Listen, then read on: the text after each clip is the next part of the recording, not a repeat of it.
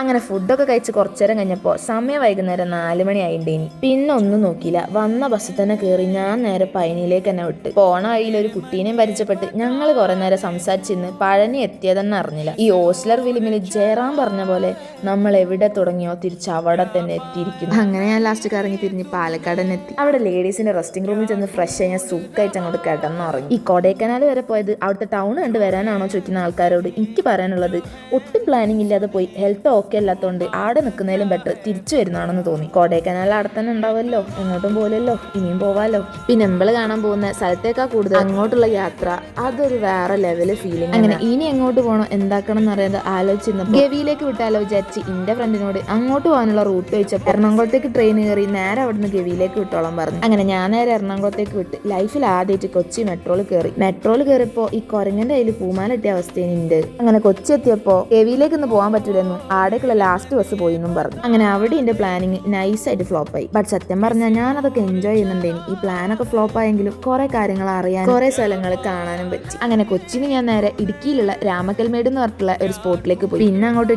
ട്രിപ്പിന്റെ vibe മൊത്തത്തിൽ അങ്ങോട്ട് മാറി.